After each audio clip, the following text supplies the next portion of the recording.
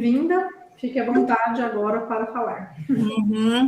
Então, boa noite a todos. É uma alegria muito grande estar aqui para falar de um filme tão bonitinho, né? Nossa, muito bem assim cotado, muitos elogios, e um filme que consegue assim trazer mensagens muito profundas, né? Inclusive vi assim várias discussões na internet se é filme espírita ou não é espírita. E, na minha opinião, ele não é exclusivamente espírita, né? Não é um filme feito para espíritas. No entanto, ele traz sim mensagens que têm muito a ver com a doutrina espírita. Então, eu vou fazer assim, vou trazer alguns pontos, né, da visão espírita, como é o tema que me foi pedido, e alguns pontos, assim, de uma análise psicológica, né, dos personagens, apesar que tem também um pouco de filosofia, né, sobre a questão de o que é a vida, né, então também dá uma análise filosófica, se a gente quiser, sobre o filme. Eu não sei se todo mundo teve a oportunidade de assistir, todo mundo assistiu ou não, o que vocês me Eu falam? sei que tem gente que não, então se você puder fazer um resuminho primeiro. Tá.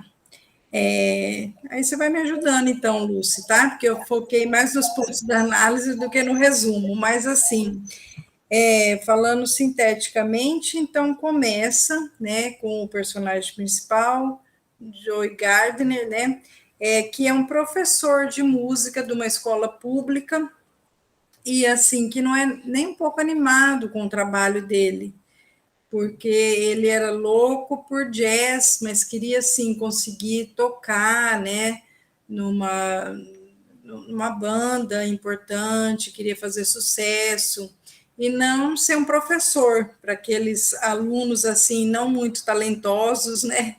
Então ele considerava aquilo assim um bico, assim, né? Um emprego até ele conseguir uma coisa melhor e não necessariamente uma carreira.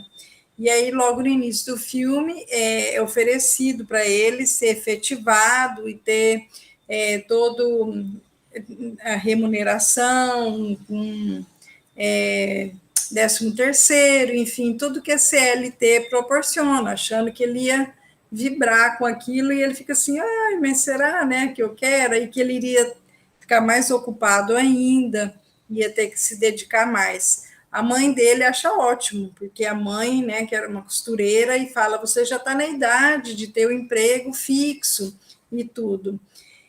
Então, aí, nessa parte eu entro mais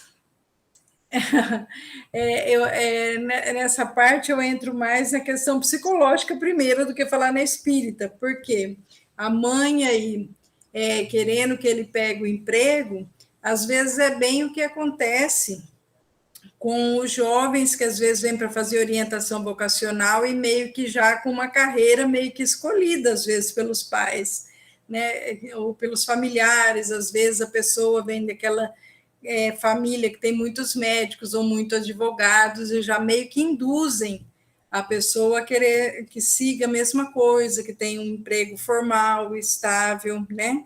O que não tem nada de errado com isso, estabilidade faz bem, né? A questão aqui é viver só em função disso, será que vai trazer a felicidade, né?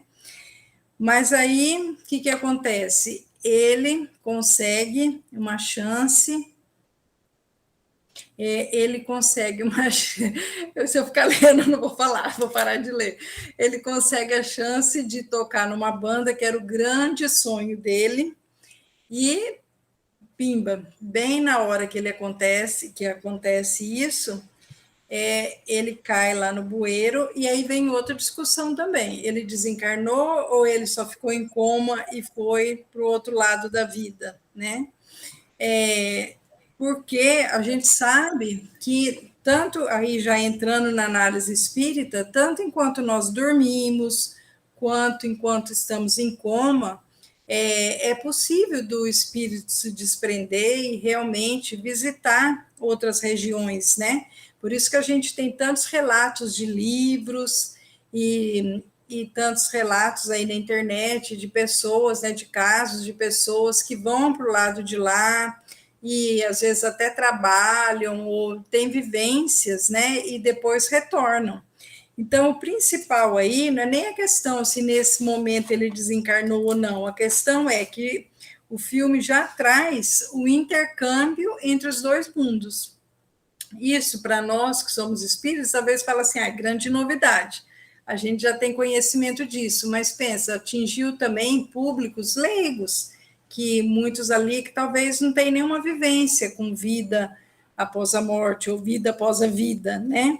Então já é o primeiro conceito assim diferente que o filme traz desse intercâmbio e mostrando isso, que é possível a vida após a morte, que a vida, que a morte não aniquila, né, a vida da pessoa. Então, achei isso bem interessante. Bom, aí chega lá, ele cai, né? Vou fazer um resuminho rápido, ele cai naquela esteira lá, indo para o mundo espiritual, que a gente pode pensar como indo para uma colônia, né? Um local assim.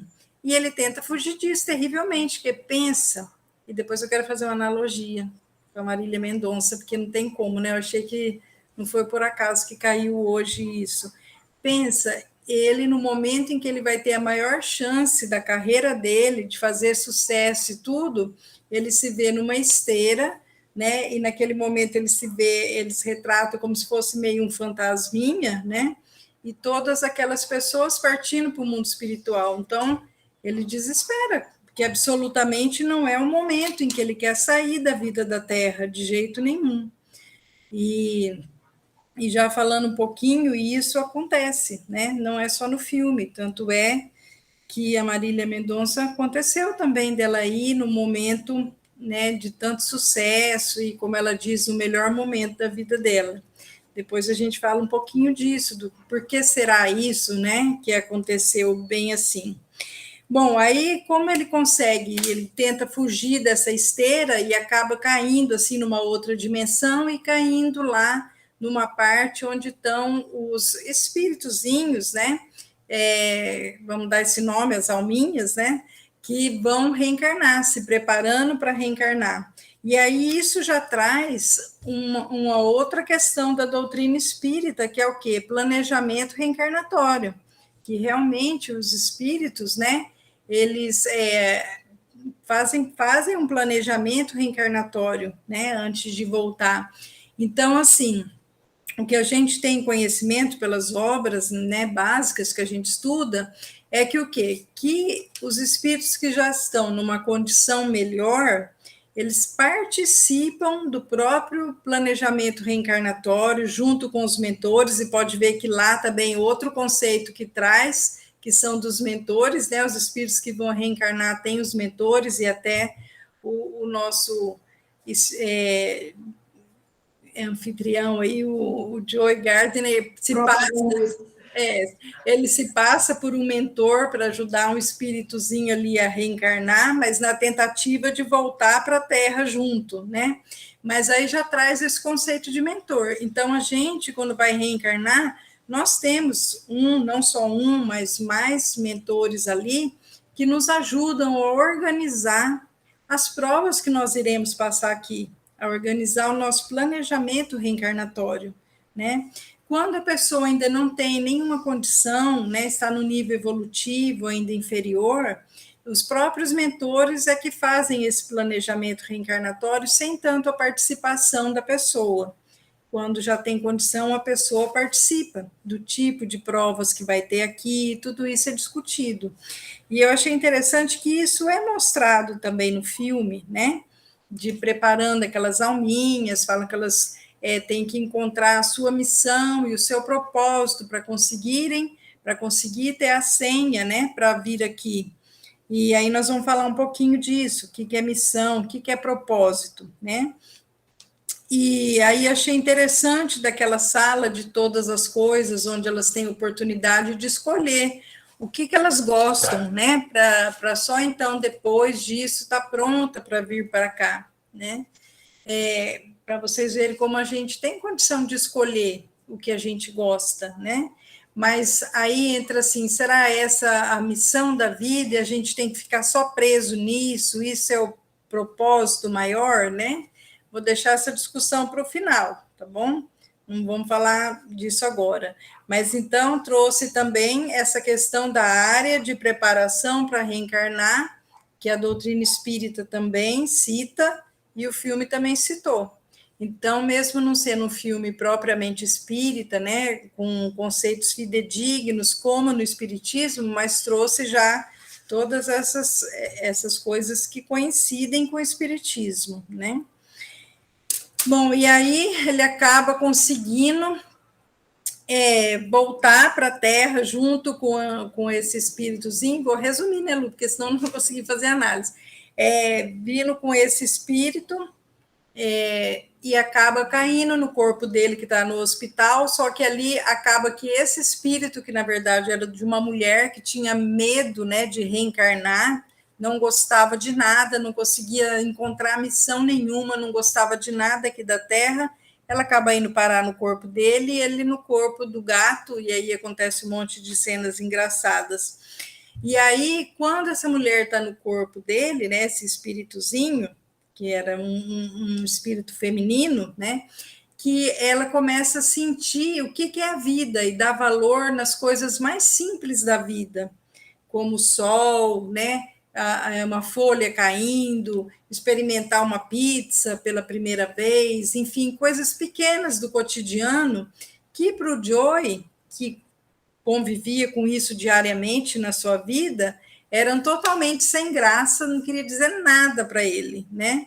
Ele era uma pessoa assim monotemática, ele só falava em jazz. Ele ia cortar cabelo, só falando em jazz com o barbeiro, enfim, ele só falava em jazz. A vida dele era jazz. Ele achava que a missão maior, o propósito da vida dele era o jazz, e nada que não se referisse a isso não interessava para ele.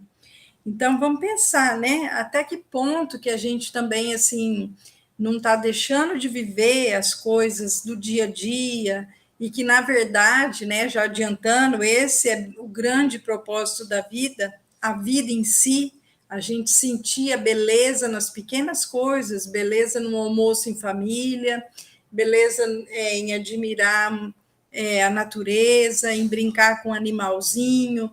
Enfim, isso é o propósito da vida, porque através dessas coisas simples é que a gente evolui, que a gente cresce espiritualmente.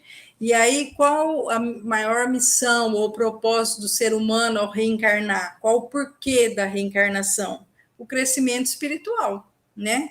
E como que a gente vai crescer espiritualmente? Aprendendo a se relacionar, se relacionando com as pessoas e relacionando com tudo que tem aqui na Terra, desde a coisa mais simplesinha de observar uma plantinha crescendo, um animalzinho, as estações do ano mudando, enfim, coisas que às vezes a gente pensa assim que tem que se preocupar com questões maiores e não se preocupa com essas pequenas. E é interessante que esse espíritozinho que cai no corpo do Joey é que percebe tudo isso, né? E aí começa a sentir vontade de vir para a Terra, de viver essas experiências, né?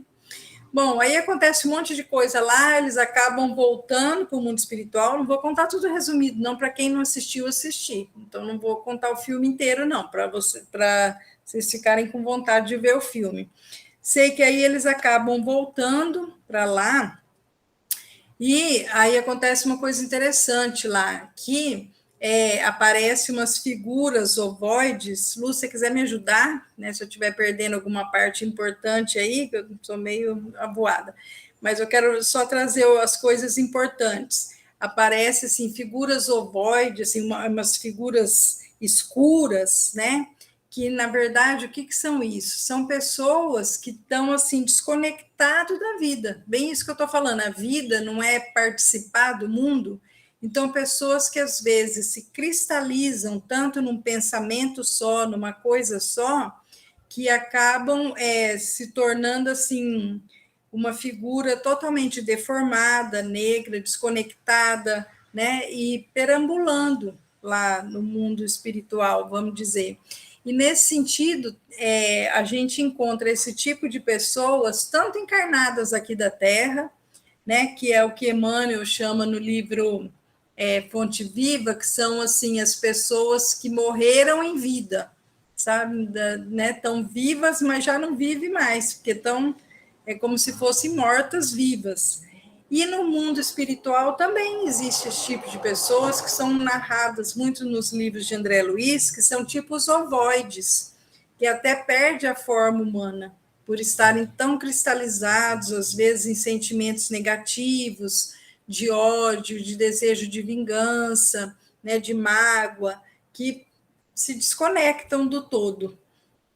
E aí é interessante que uma pessoa que vai lá fazer um trabalho de resgate desses seres é uma pessoa encarnada, mostrando de novo como nós, mesmo aqui estando encarnados, podemos, nos momentos de sono e tudo, ir trabalhar no mundo espiritual.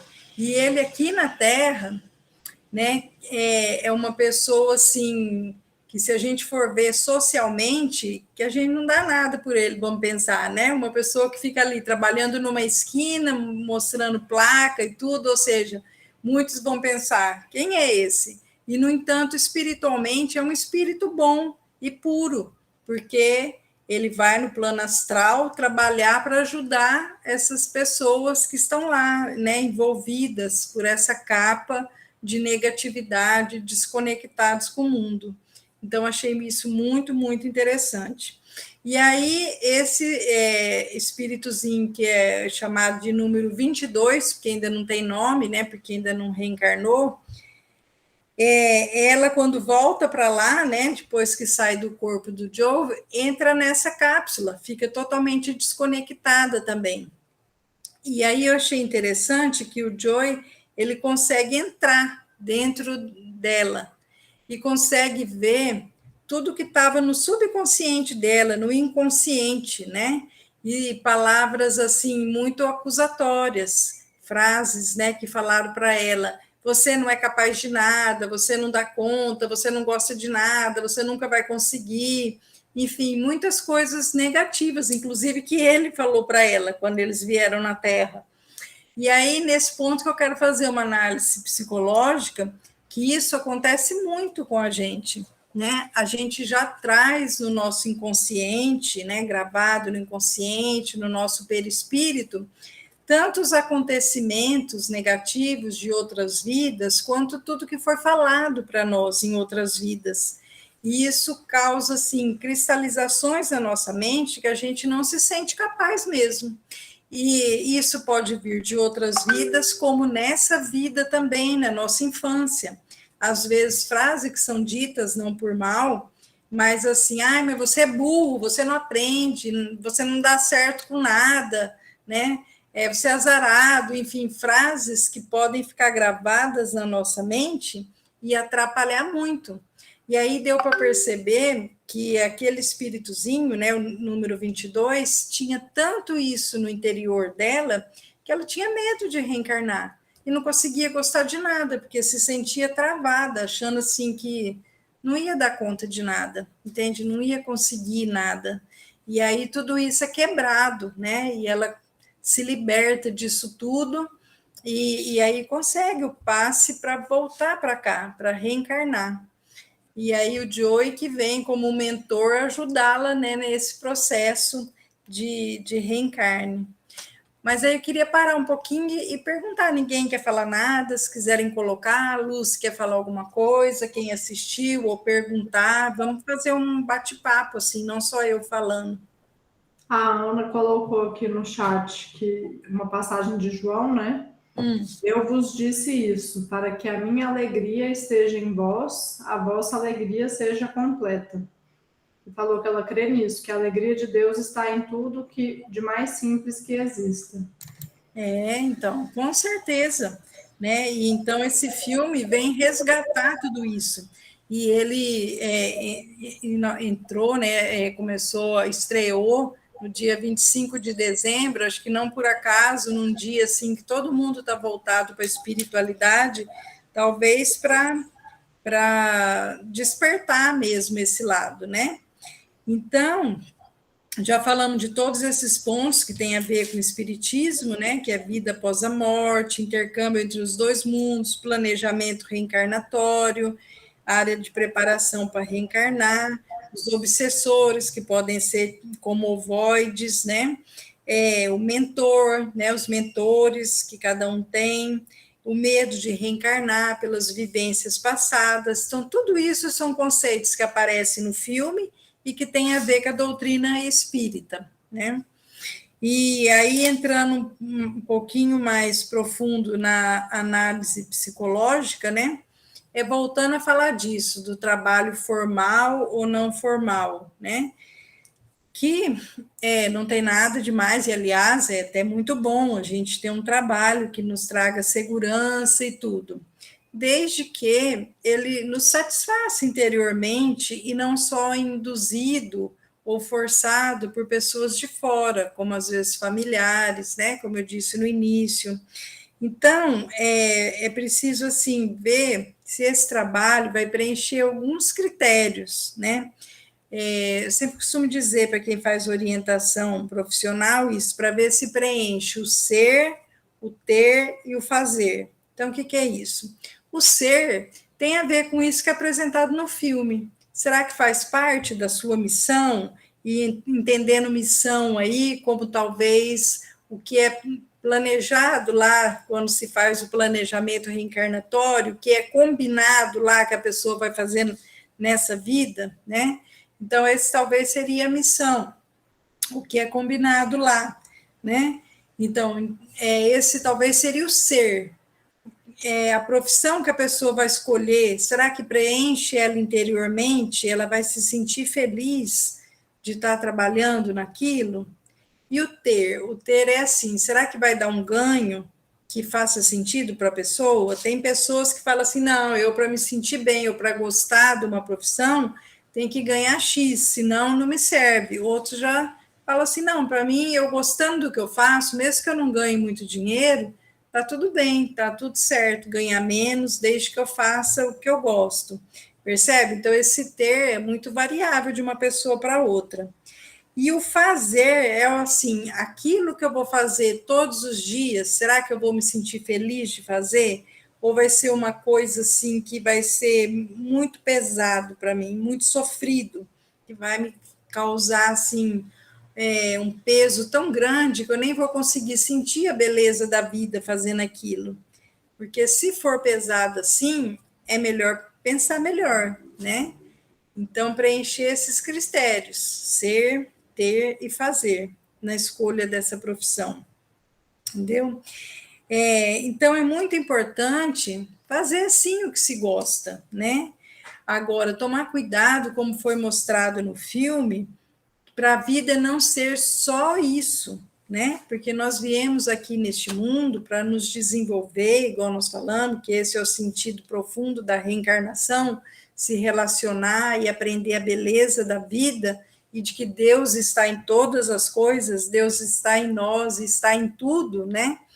Então, assim, não ficar só preso nisso, na profissão, como se a profissão fosse o único propósito da vida, porque não é, né? Igual no caso, ele achava isso, que o propósito da vida dele, o sentido, era só o jazz, só se tornar famoso ali tocando numa banda, né?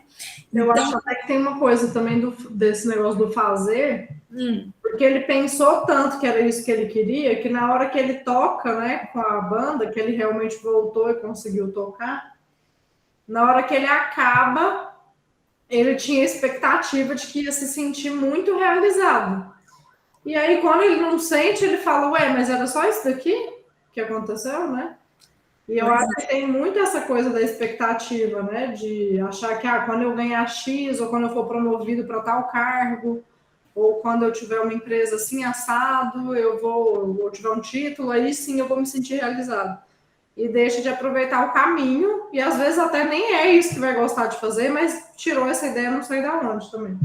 exatamente. Então, até anotei isso aqui, de falar da idealização e da realidade, né? Que se a pessoa fica totalmente naquele ideal e pôr na felicidade dela, ela só vou ser feliz quando eu atingir tal coisa, ou quando eu conseguir tal coisa, né? quando consegue, vem a frustração, porque por melhor que seja, a realidade jamais vai corresponder com a idealização que a pessoa faz, né? E aí acaba ficando muito frustrado e caindo no vazio. Então, não colocar toda a expectativa de vida numa coisa só, né? Mesmo porque hoje em dia a gente sabe que muita gente hoje em dia não fica assim a vida toda numa profissão só, né? Hoje em dia se muda muito de profissão ao longo da vida e tudo bem, não é proibido, né? Às vezes a pessoa vai em determinada fase fazendo uma coisa, meio que encerra aquilo que veio aprender com aquela profissão e tudo, e passa para outro, e vai crescendo assim. Então, é diferente do que cada dia está fazendo uma coisa e não se fixar em nada. Mas, assim, é possível trocar de profissões ao longo da vida, né? Então, tomar cuidado com essa idealização. E tem uma coisa que Jung fala, que é sobre a persona. O que é isso, a persona? É quando a pessoa deixa de ser ela e passa a ser a persona que tem a ver com a profissão. Por exemplo, um juiz. Ele é um juiz, um meritíssimo lá, sei lá como é chamado, lá dentro, né? Quando ele está lá trabalhando. Fora de lá, ele é uma pessoa normal. E muitas às vezes leva esse jeito de juiz, de autoridade, e até o modo de falar e tudo para a vida cotidiana, para a família, e até trata as pessoas próximas assim de um jeito distante, né? Então, tomar muito cuidado com isso, com todos os doutores. Às vezes pergunta o nome para alguém, qual o seu nome?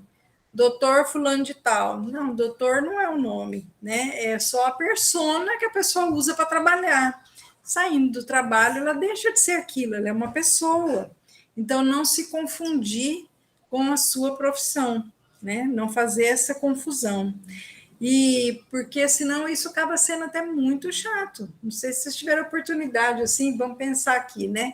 De sair com alguém assim que só fala de um assunto, só fala de uma da sua profissão, só conhece pessoas que têm a ver com aquilo, não consegue pensar em outra coisa, acaba sendo muito chato, né? Igual o barbeiro fala, né? Que, nossa, que bom, Joey, hoje você não ficou falando só de jazz, e é bem o dia em que ele vai cortar o cabelo, e na verdade quem está no corpo dele é a almazinha ali 22, por quê? Porque aí falou de outros assuntos.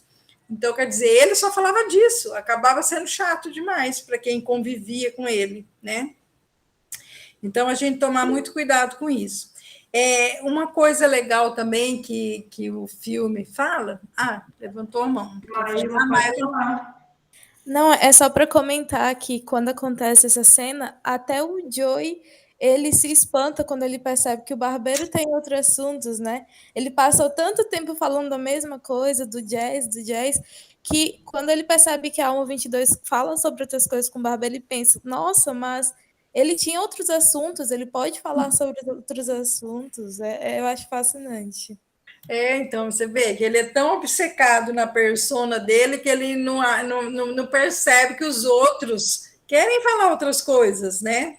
E não só sobre isso. Então, é muito interessante. Ele nem sabia que as pessoas em volta dele se sentiam assim, né? Ele nunca parou para prestar atenção que ele estava sendo um chato. Pois é, com certeza. E uma coisa que eu achei também legal é assim, vocês reparam naquelas cenas, quando a pessoa está fazendo uma coisa que ela gosta, que ela meio que transcende, vai para outro plano, né? A hora que ele está tocando piano e mostra também outras pessoas ali em outras cenas, né? Que a hora que estão fazendo o que gosta, saiam, assim, né? Eu entendi isso como flow, né? Que a pessoa entra naquele estado de êxtase, de flow mesmo, de nem sentir o tempo passar, como se estivesse flutuando, o que é muito legal. Então, fazer o que se gosta realmente vale a pena, né? Não pode ser só isso, percebe? Mas não que a gente não possa se dedicar a alguma coisa que a gente realmente ame e realmente entrar em flow ali, né? Em êxtase com aquilo que a gente está fazendo. Então, achei isso muito legal. Por isso que eu disse que esse filme trouxe, assim, ingredientes de muitas coisas, que o flow é mais ligado à psicologia, né, neurociência, Então, e está presente aí no filme também, né?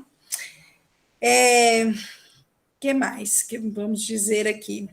Então, eu achei assim que o filme, quando fala sobre isso da gente viver as coisas simples da vida, entra muito também na psicologia positiva, que é a psicologia positiva que vem trazendo isso com muita força e sendo estudada nas universidades mais importantes do mundo, entrando como matéria obrigatória em algumas universidades, porque, né, a felicidade sendo discutida na ciência, né, na neurociência e na administração, na filosofia, na psicologia, a felicidade está sendo estudada em todas essas áreas do conhecimento, administração, neurociência, né, psicologia, filosofia, todos estudando sobre a felicidade, mostrando bem isso que a Luz falou agora há pouco, sobre o caminho. E a felicidade não é o fim do caminho,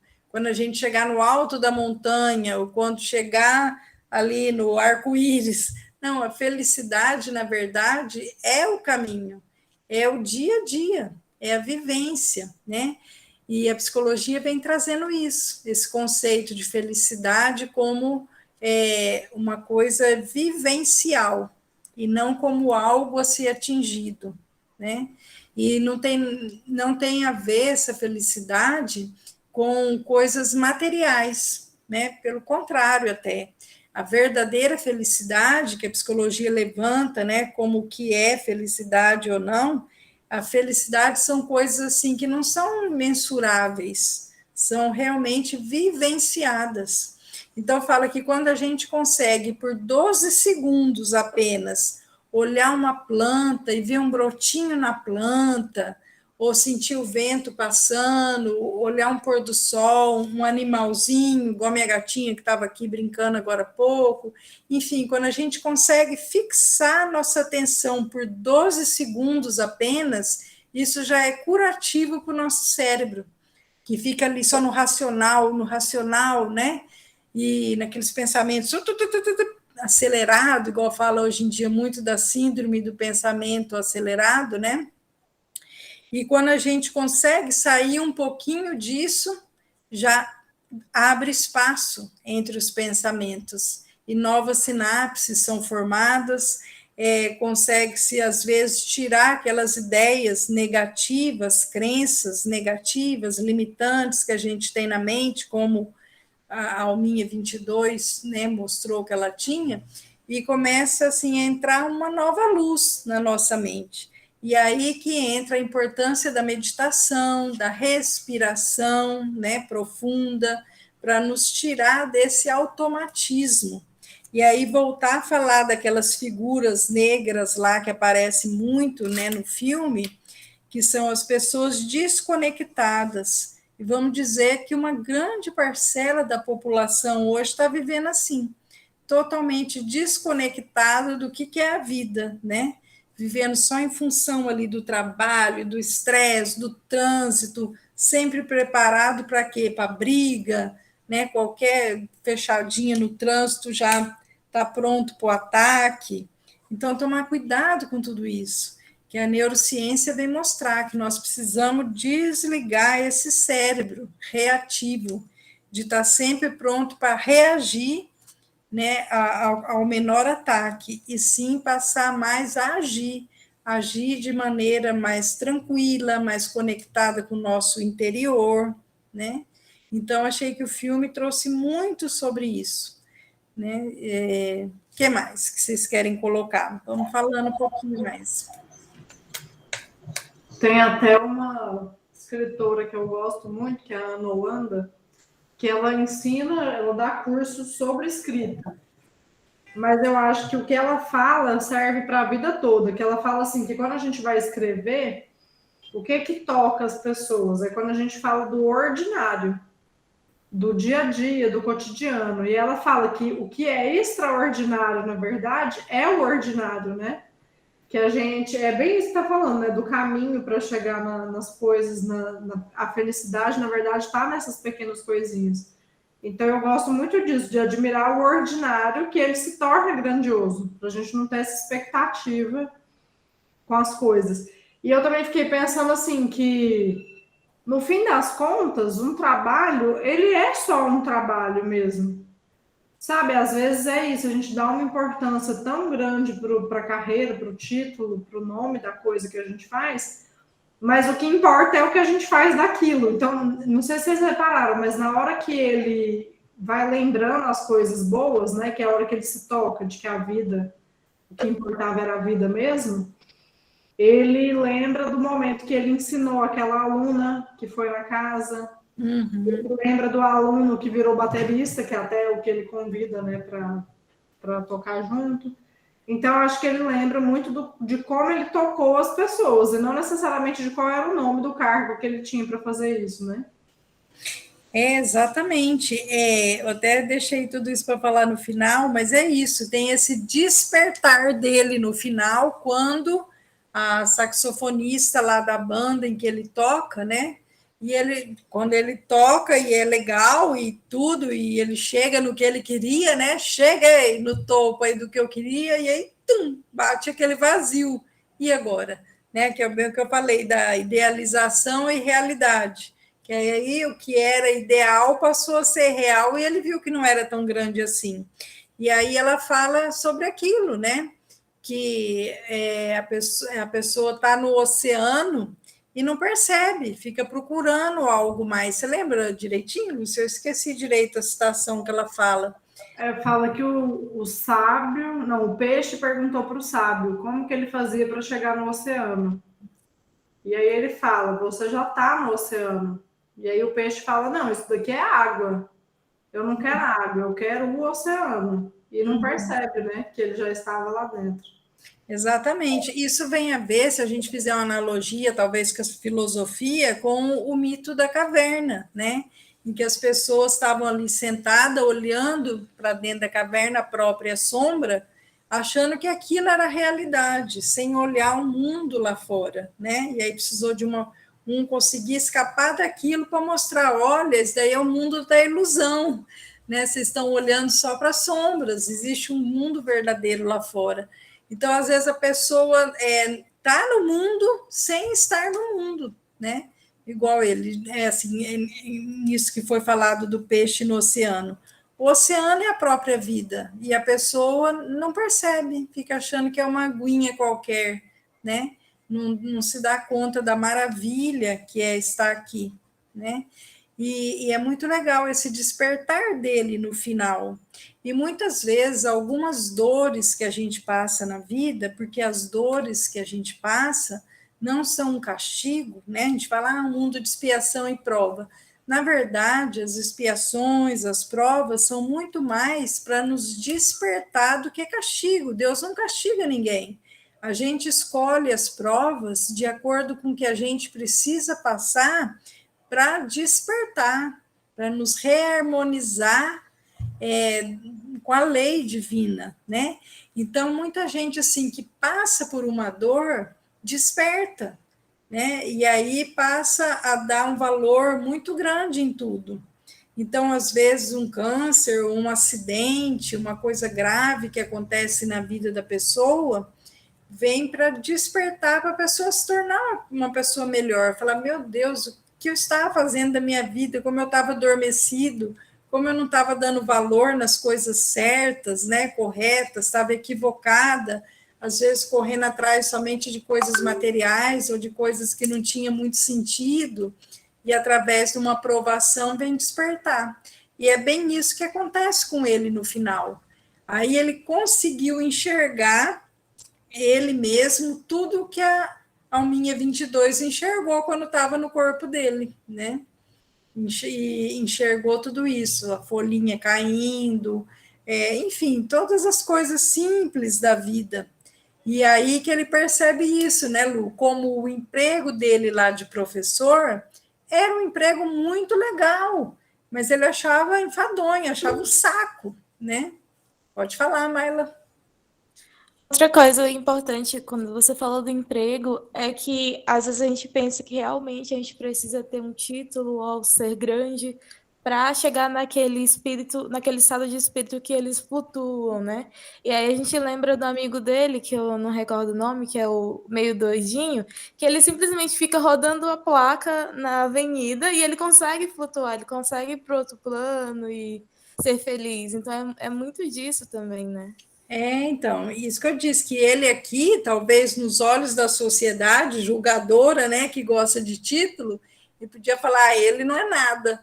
E, no entanto, ele era super feliz sendo assim e era um espírito já elevado, porque ele ia para o outro lado e ajudava, né, as pessoas. Então, realmente, não é título que vai dizer, né, se o trabalho é bom ou não. É aqui, minha neném. Ela quer ficar aqui. Não, senhora, não vai pegar minha água. Vem cá, te dar um pouquinho aqui. Ela, na verdade, não, ela quer ficar aqui, gente, vocês desculpa. Na verdade, o que vai dizer assim, se o trabalho é bom é o bem que ele proporciona. E aí, nesse final do filme, que ele percebeu o bem que ele fazia para os alunos, mesmo não estando conectado, não estando fazendo aquilo com amor, e ainda assim ele ajudou alguns alunos, né? Ele cai em si que o trabalho de professor é um trabalho, sim, muito legal, e que ele não estava valorizando. Então, achei tudo isso muito interessante, muito mesmo. Até várias discussões, né, que eu vi depois do filme foram sobre essa coisa do propósito, porque eu acho que hoje se fala tanto nisso que as pessoas têm a ilusão de que vai aparecer, vai cair do céu, né? Tipo, vai piscar uma placa e falar, o seu propósito é esse. E até a alminha 22 dá essa impressão, né? Tipo, ela fica esperando aparecer, brilhar para ela o que ia completar lá as medalhinhas para ela poder reencarnar. E até, né, eu dou esse curso de trabalho com propósito e leio muito sobre isso. E eu gosto muito da ideia que dois autores trazem de que o trabalho com propósito não é algo que você descobre, você não descobre o propósito, você cria, eles mudam o verbo. E eu acho que faz muito sentido, porque não vai cair do céu, não vai piscar nada, é você que vai criar o propósito ao longo do trabalho, fazendo as coisas, experimentando, testando coisas diferentes, como você falou, né, as várias carreiras. E esse propósito muda ao longo da vida, porque a gente também muda. Não tem como passar uma vida inteira gostando só da mesma coisa, porque nós somos diferentes, né? Então, assim, eu acho que no fundo esse propósito máximo é aproveitar a vida, ajudar as pessoas a serem melhores, mas a forma dele se manifestar vai ser diferente ao longo da vida e é a gente que vai criar isso. Não é um determinismo, né? E isso tem a ver com o espiritismo também, né? Que a gente tem o livre-arbítrio para fazer do jeito que a gente quiser. Porque quando tem o planejamento reencarnatório, voltando a falar sobre isso, são decididos as coisas gerais da vida. Por exemplo, às vezes a família em que a gente precisa reencarnar, né? O tipo de provas que a gente vai ter, mas não tudo definido, não existe um determinismo. Então, não existe isso, a sua missão é essa, você tem que ser isso de qualquer jeito. Não, entende? Dentro desse planejamento existe uma coisa fluida, maleável, para que cada um possa escolher aquilo que ela goste mais, né? E não necessariamente ser uma coisa amarrada. Então, acho que os jovens, às vezes, ficam muito presos nisso, né? Eu acho que muitos jovens, talvez, se identificam com a 22. Falar, e agora, meu Deus, eu não sei o que preencher aqui no Enem, o que eu faço da minha vida? Achando assim, que tem, com 17 anos, decidir o que vai fazer para o resto da vida e pronto. E não é assim. É muito normal trocar de curso ou trocar de profissão depois ao longo da vida, né? Vamos dizer que a vida é o propósito maior e que a vida são as experiências. Você acabou de aprender tudo o que era necessário no emprego ou numa carreira, surge outro, né? É como um rio. Diz que a gente não entra duas vezes no mesmo rio. Por quê? Porque quando a gente vai entrar pela segunda vez, a água não é a mesma, aquela já correu, já passou, e nós não somos os mesmos, porque nós estamos nos transformando a cada dia, né? Então, percebe que isso é a beleza da vida, e achei muito interessante isso que a Lúcia diz e construindo o propósito, porque é isso mesmo.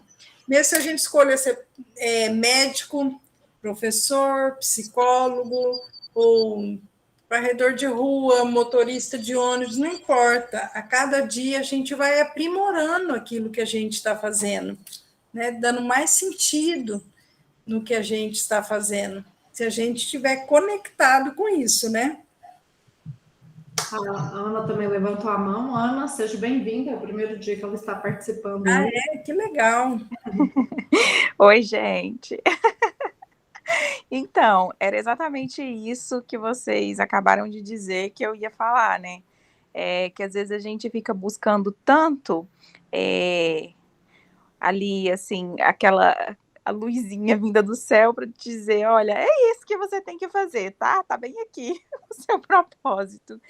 E, na verdade, a gente vai encontrando pelo caminho. Eu, por exemplo, trabalho com moda feminina. Já fui desvalorizada várias vezes por esse motivo, apesar de ter estudado pra caramba, de carregar vários títulos, mas as pessoas, como isso não é falado, as pessoas não têm isso em mente, então é muito mais fácil confundir a gente com uma sacoleira do que com uma pessoa estudada.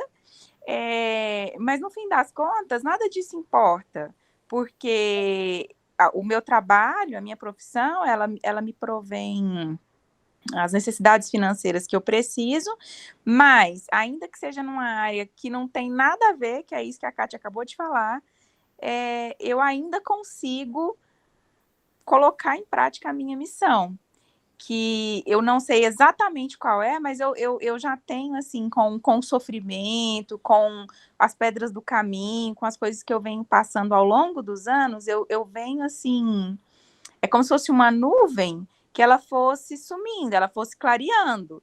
Então, você vai ali, independente de onde você estiver, encontrando um meio de se conectar e de fazer essa obra, né? Vamos colocar assim. Então, então eu trabalho com uma moda online, mas eu dou sempre um bom dia espiritualizado, todos os dias, faça chuva ou faça sol.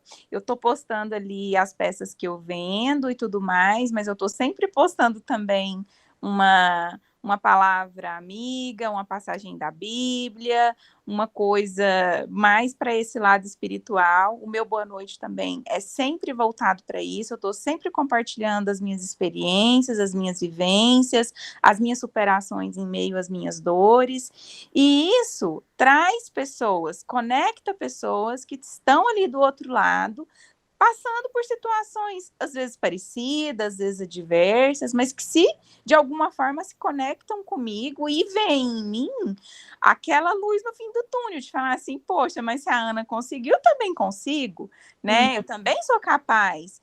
E aí, muitas vezes, eu já me peguei me perguntando, será que não é esse? Será que não é essa? Não é essa a luzinha? Será que não é esse o meu propósito aqui? Né? Então, assim, é olhar mais para os detalhes e parar de ficar correndo atrás do vento. Até a Lu teve aqui na minha casa essa semana e ainda falei para ela, amiga, a gente tem que parar de ficar correndo atrás do vento. Que é exatamente isso. E sentir a brisa, né? Porque as coisas estão acontecendo e elas acontecem o tempo todo.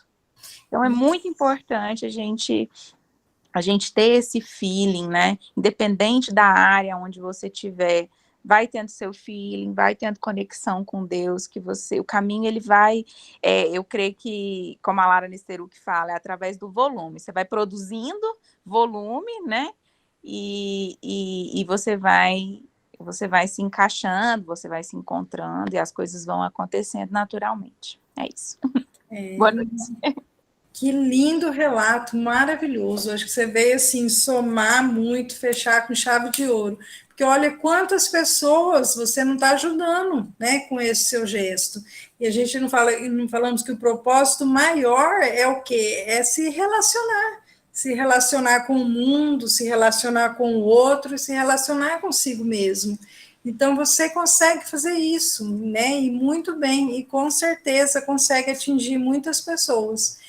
Então, percebe como, assim, com qualquer profissão, né, de qualquer forma, se a gente tiver amor e o desejo sincero, né, de ter essa conexão, a gente consegue. basta ter amor, né? Vontade de ajudar, estar aberto para sentir a beleza da vida, né? E acho que é bem essa a mensagem do filme. E eu encerro por aqui, mas se alguém quiser falar mais alguma coisa, podem ficar à vontade.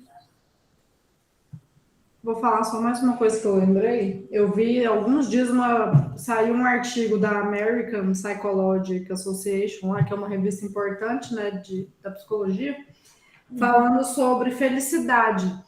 E aí eles identificaram que as pessoas mais felizes não são as que têm experiências mais positivas somente, mas identificaram que as pessoas mais felizes e realizadas são as que têm a maior riqueza de experiência, no sentido assim de viver coisas diferentes, experiências complexas. Então eles perceberam assim que, por exemplo, as pessoas às vezes que tiveram coisas mais sofridas, sei lá, perderam o emprego, perdeu um filho, perdeu alguém que gosta, teve uma doença, faliu, eles listaram várias dessas coisas. Às vezes listaram que eram mais felizes do que as que não tiveram isso, porque elas tiveram uma riqueza até cognitiva, psicológica, emocional, né, para se relacionar com aquilo. Então falaram que essa pessoa é mais feliz do que a que teve uma vida muito linear. E aí eles concluem no artigo que isso mostra que a gente tem que experimentar coisas, né? Se jogar mesmo na vida. Isso, exatamente.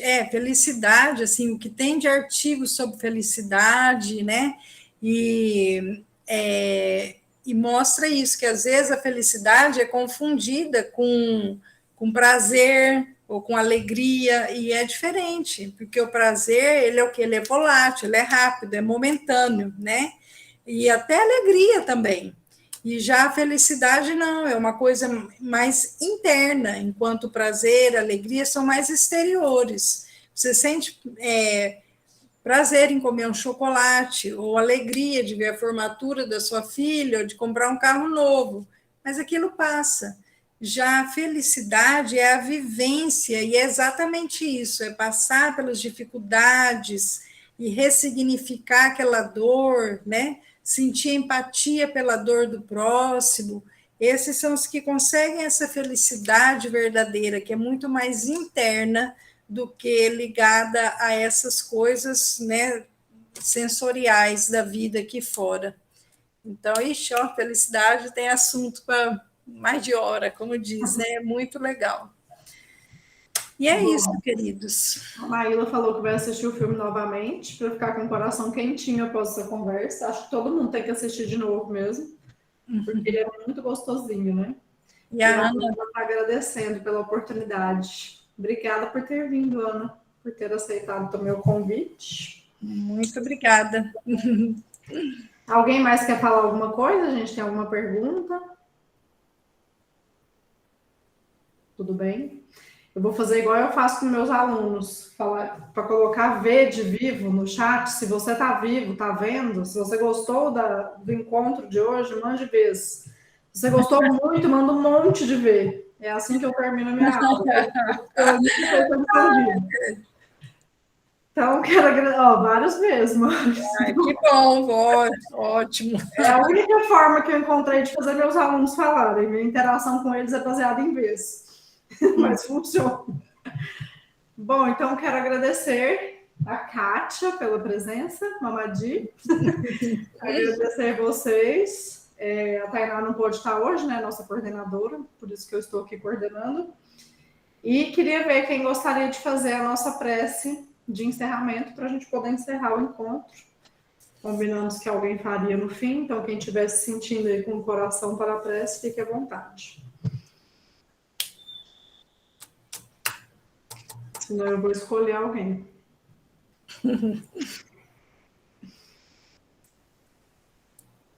Acho que a Duda pode fazer, hein, Duda? Pois é.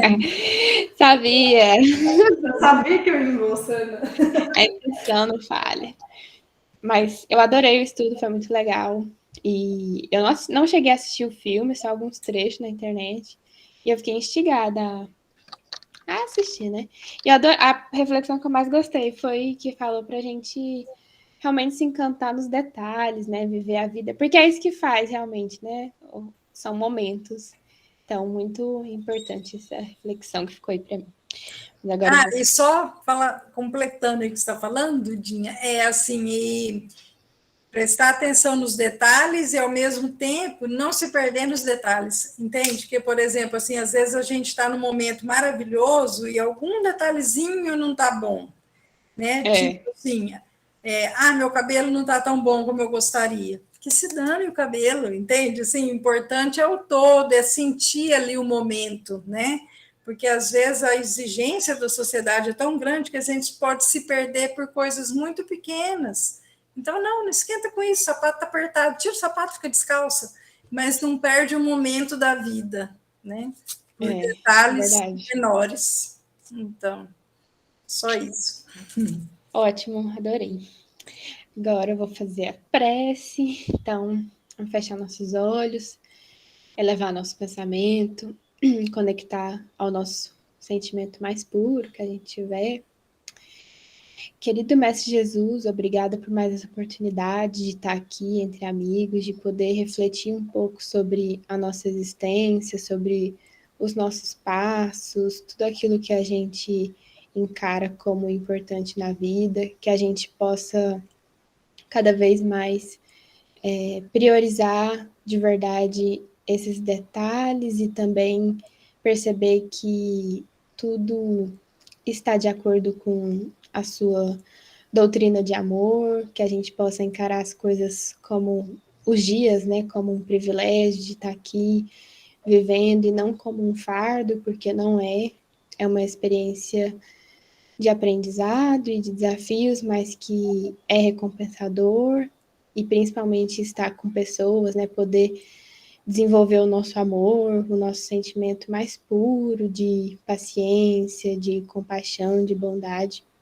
Então, que a gente possa levar isso para as pessoas ao nosso redor também e agir de acordo com o seu amor mesmo, que é infinito e nos conduz de formas que a gente nem imagina.